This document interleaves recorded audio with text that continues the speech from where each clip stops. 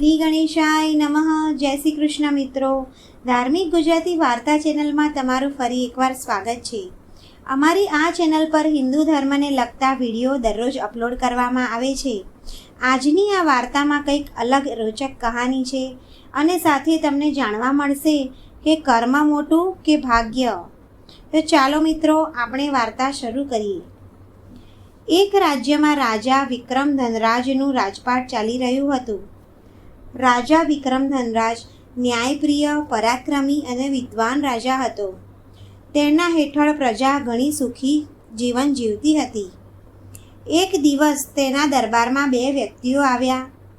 તેઓએ રાજાને પ્રણામ કરીને બોલ્યા કે હે મહારાજ, અમે તમારું બહુ નામ સાંભળ્યું છે, માટે સહી ન્યાયની ઈચ્છાથી અમે તમારી પાસે આવ્યા છે. અમને ન્યાય આપો.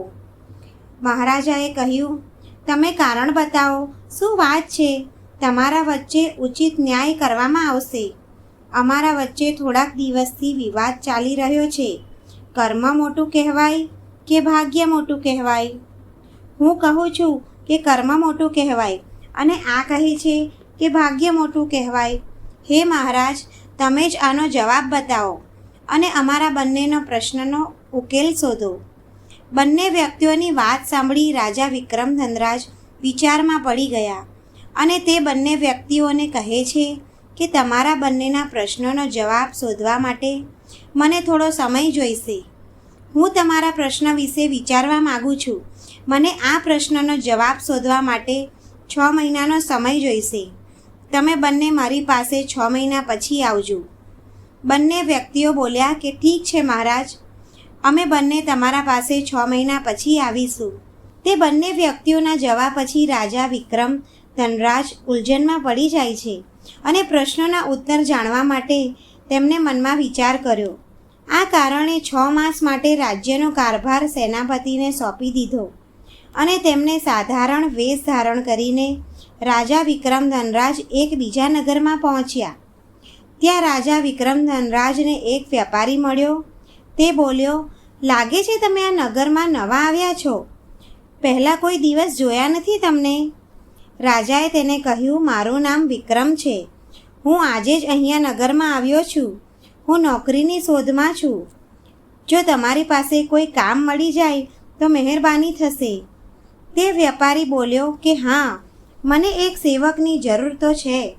તું દેખાવમાં તો સારા પરિવારથી જ લાગે છે, તો બતાવો, હું તને નોકરી પર રાખું તો તું કેટલું વેતન લઈશ? તો રાજા બોલ્યા કે હું 1 દિવસની 1000 મુદ્રાઓ લઈશ. તે વેપારી બોલ્યો કે શું 1 દિવસની 1000 મુદ્રાઓ? આખરે તારામાં એવો શું ગુણ છે કે તું આટલું બધું વેતન માગી રહ્યો છે?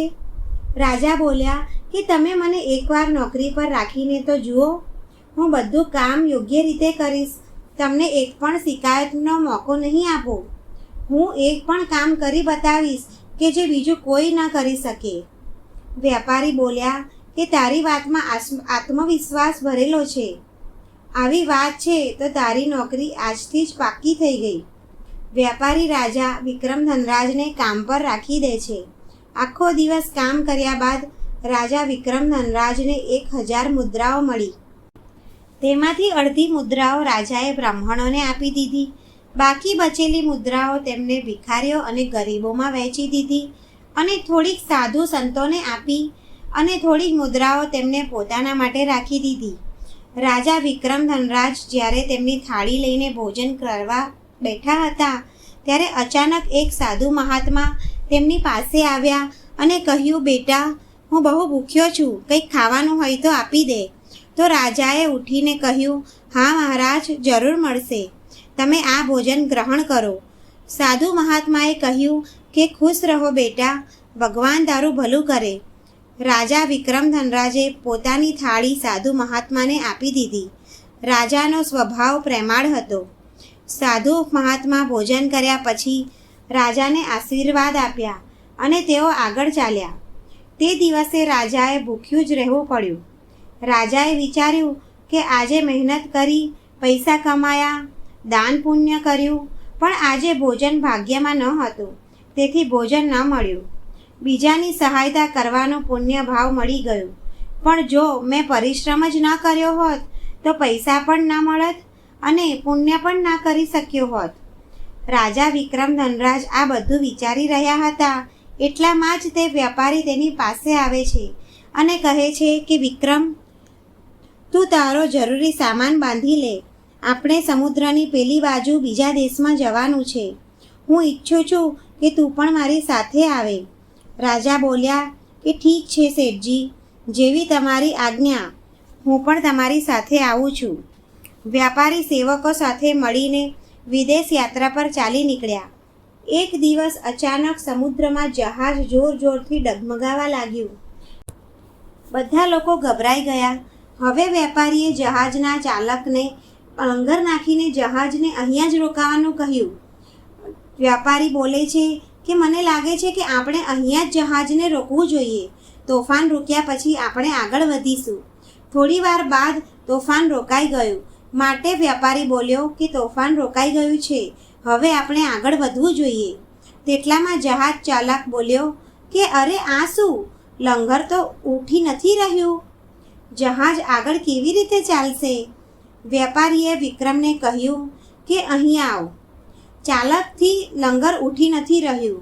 તે કહ્યું હતું ને કે તું એક કામ પણ કરી બતાવે છે કે જે બીજું કોઈ પણ ન કરી શકે. હવે આ સંકટથી બધાને બચાવ.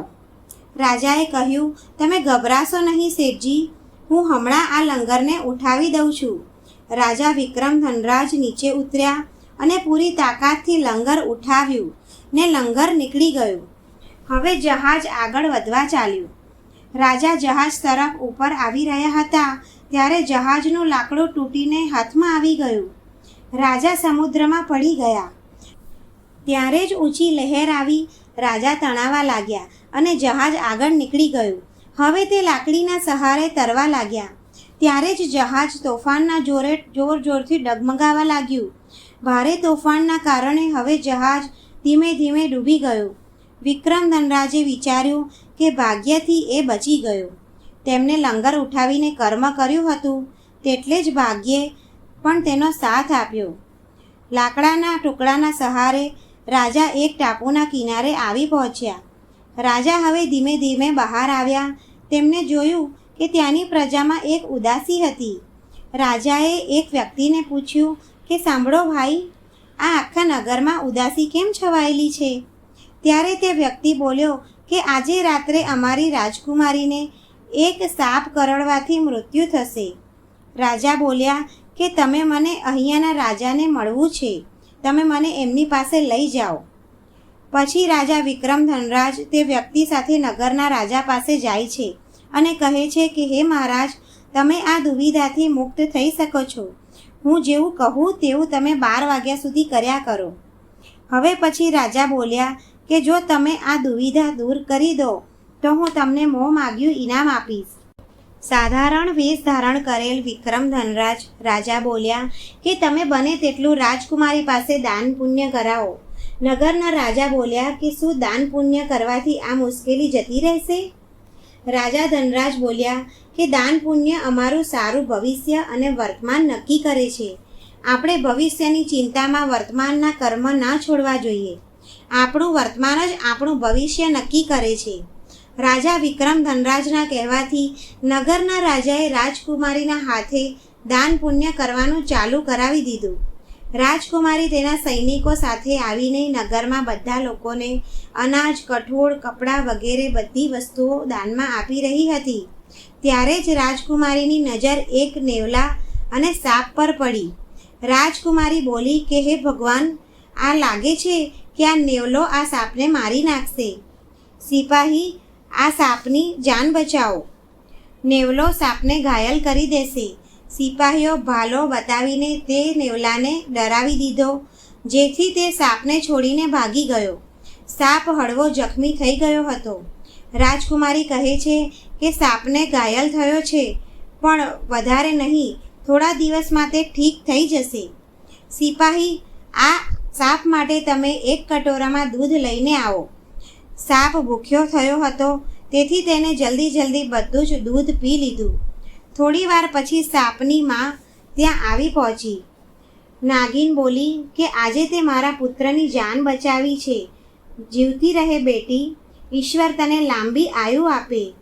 તે સાપની માએ આવા આશીર્વાદ રાજકુમારીને આપ્યા.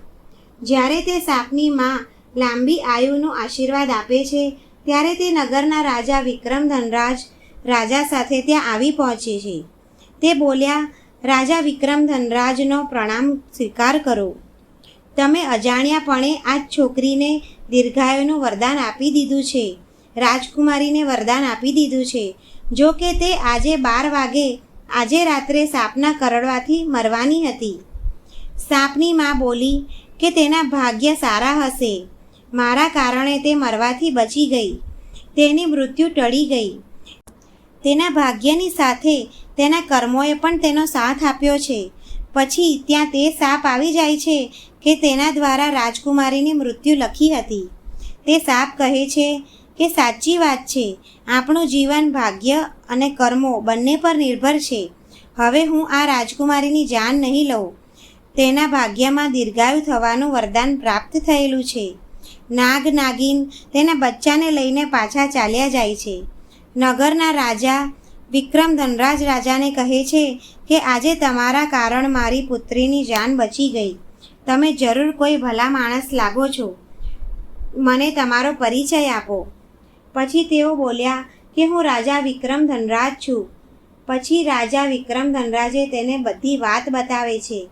તે નગરના રાજા બોલ્યા કે તમે ચિંતા ના કરો, મારા પાસે એક જાદુઈ ઘોડી છે.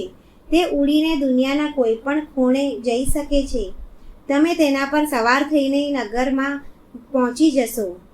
પછી રાજા વિક્રમ ધનરાજ તે જાદુઈ ઘોડી પર સવાર થઈ સવાર પડતા તે નગરમાં પહોંચી ગયા. આગલા દિવસે રાજા વિક્રમ ધનરાજે પેલા બંને વ્યક્તિઓને મહેલમાં બોલાવ્યા અને રાજાએ કહ્યું કે તમારા પ્રશ્નોનો જવાબ મને મળી ગયો છે. ભાગ્ય અને કર્મ બંને એકબીજાના પૂરક છે. બંને સાથે સાથે ચાલે છે. તે એક જ ગાડીના 2 પૈડા છે. જો ભાગ્ય સાથ આપે અને કર્મ ન કરો તો કંઈ પણ પ્રાપ્ત નથી થતું. આવી જ રીતે કર્મ કરો અને ભાગ્ય સાથ ન આપે તો પણ કંઈ જ પ્રાપ્ત નથી થતું. માટે કર્મ કરો, ફળની ચિંતા ના કરો. કર્મ સારું હશે તો અવશ્ય ફળ પ્રાપ્ત થશે અને ભાગ્ય સાથ આપશે. અને હવે બંને વ્યક્તિ રાજાનો જવાબ સાંભળી સંતુષ્ટ થઈ ચાલ્યા જાય છે. મિત્રો, જો તમને આ રોચક વાર્તા પસંદ આવી હોય તો લાઈક કરો, શેર કરો અને ચેનલને સબસ્ક્રાઈબ કરો અને સાથે બેલ આઇકોન દબાવી દેજો જેથી તમને આવનાર વિડીયોની માહિતી પહેલાં મળી રહે. જય શ્રી કૃષ્ણ.